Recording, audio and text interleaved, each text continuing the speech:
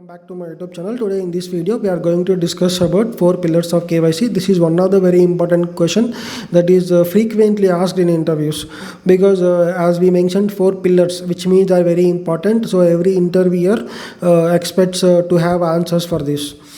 Okay, when we talk about the 4 pillars of KYC, the first one is CIP, Customer Identification Program or Policy, and second one is Risk Assessment, and third one is Customer Acceptance Program or Policy, and fourth one is ODD, Ongoing Due Diligence. So, and again, each and every pillar has a little importance. We'll discuss in it. The first one is Customer Identification Program or Policy. So the name itself suggests Customer Identification Program or Policy. So these policies suggest that on what basis you have to identify the customer. So if you have been following my channel, you will be having answers for all these things, but you don't know these are the 4 pillars. You just need to connect the dots.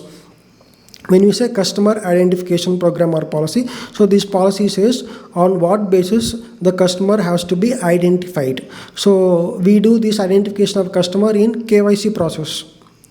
So in KYC process, what we do, we collect the document so that we can identify the customer. Okay, the customer is an individual, or the customer is an entity, the customer is a sole trader, the customer is a SPV. So we identify the customer. So this policy or program tells us on what basis you can identify the customer. This is all about the Customer Identification Program. And all these processes happens, this CIP happens in KYC process. So in KYC, we collect the document so that we can identify the customer. So this is the first pillar, and second pillar is risk assessment. So risk assessment of a customer. So every customer has a risk, so we have to identify the risk. So risk assessment tells about on what basis the customer risk can be calculated. So we already discussed the customer risk assessment can be done based on four factors. And nature of profile or nature of business, jurisdiction, product or service, and third one is delivery channels or transactions. Based on these 4 factors, risk assessment can be done. So in risk assessment, they'll give a guidelines, okay, on what basis the risk assessment of a customer can be done. So all these factors, risk assessment will be done in CDD, Customer Due Diligence.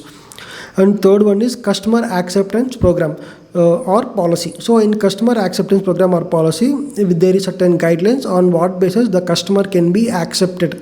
So in order to accept the customer, we have to do some screening.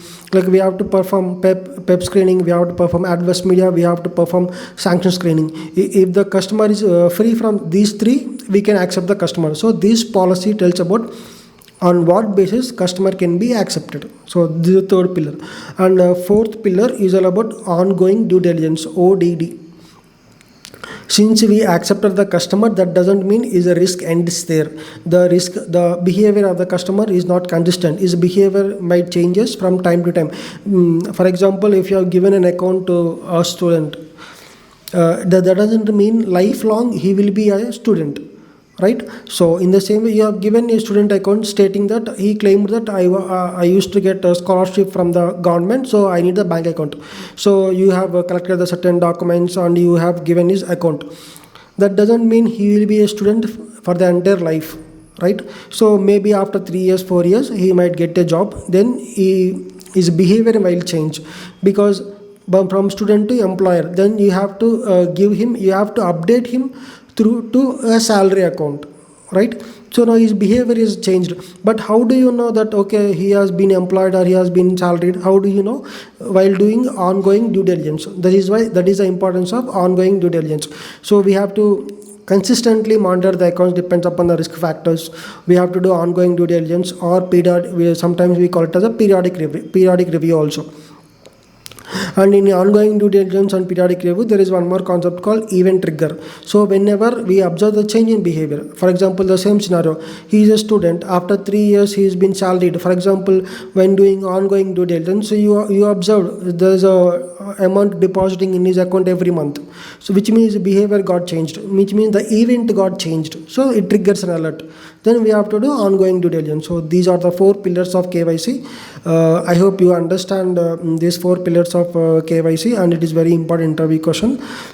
If you like this video, do comment your opinion, and if you have any doubts, please mention in the comment section. I will be very happy to help you. Thank you so much. See you in the next video.